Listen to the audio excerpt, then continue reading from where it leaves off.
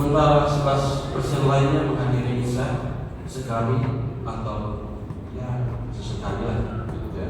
Sesekali, maksud sesekali dalam 2 tahun. Dan 27% sama sekali tidak. Mereka hadir hanya dalam ibadah. Mungkin ini mereka ini masuk dalam umat Katolik di bawah tanah. Jadi tidak terlihat. Jadi kehadiran penting untuk menentukan bahwa kekudusan gereja itu juga ada di sana. Seperti yang dalam menit pertama tadi itu, persekutuan umat itu juga menentukan. Jadi Yesus hadir itu juga dalam persekutuan umat beriman. Gereja menjadi kudus bila setiap anggotanya hidup dalam pertobatan dan kasih. Yesus menyucikan bait Allah dari pedagang. Kita pun diajak membersihkan bait suci, yaitu diri kita sendiri dari keserakahan, dari kebencian, dari ketidakadilan, dan mungkin dari persoalan-persoalan yang membuat kita tidak mengalami perjumpaan yang asli dengan Tuhan sendiri.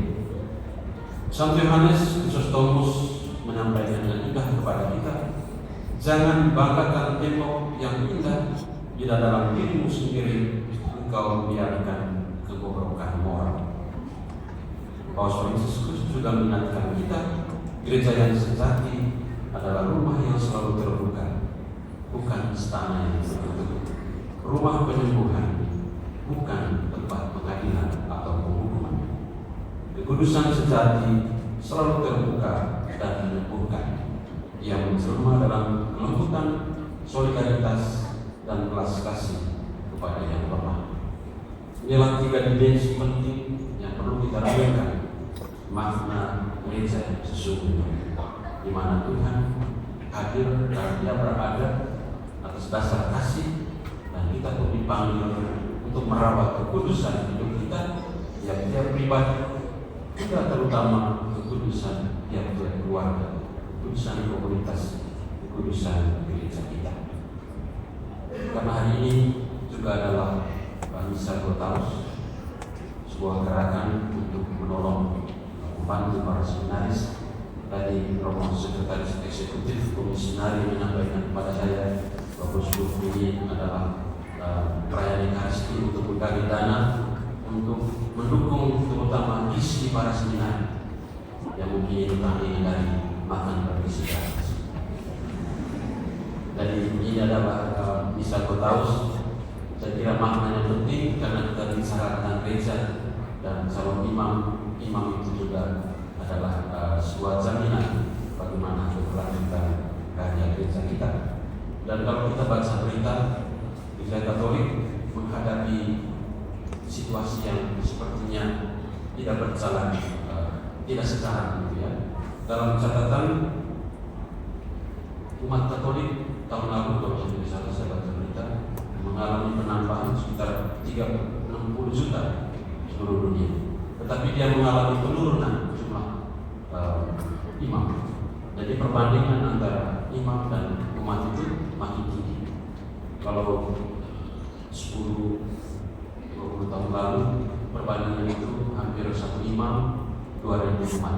Sekarang dia mendekati 4.000, mungkin lebih sekarang. Jadi jumlah imam itu sudah makin berkurang. Dan saya kira hari ini dalam pesta keberkatan Basilika Lateran ini adalah sebuah suasana yang indah, perjumpaan yang baik bagi kita untuk ingat kembali dukungan kita bagi para calon imam kita. Saya menutup homili ini dengan sebuah cerita. Suatu waktu ada 3 orang uskup. Tidak baik kalau menyebut imam uskup saja. Satu dari India, satu dari Indonesia, satu dari Tiongkok, dari Cina. Mohon maaf kalau uskup silahkan dari banyak. Mereka bertanya, kira-kira bagaimana cara membagi uang kolektif, membaginya untuk milik uskupan dan milik Tuhan. Bagaimana cara? Orang-orang India, Bapak Uskup dari India dianggap saya pertama Dia buat lingkaran. Dia kumpulkan semua uang, dia buang ke atas. Dia bilang uang yang ada di luar lingkaran itu milik Tuhan. Di dalam lingkaran milik Tuhan. Akhirnya Sultan Indonesia lihat juga, dia hanya panen saja. Dia juga ambil uang, dia buang ke atas. Dia bilang di luar itu semua milik Tuhan, di dalam itu untuk Tuhan. Lalu usul dari Tiongkok ini bilang, aduh ini usul kurang ahli dalam hal uangnya. Kalau dia ambil semua uang berarti dia buang ke atas. Dia bilang yang tidak jatuh lagi itu milik Tuhan. Yang jatuh itu milik saya. Tidak ada yang tidak ada semuanya saya. Mungkin itu berikutnya. Terima kasih. Semoga Tuhan selalu memberkati.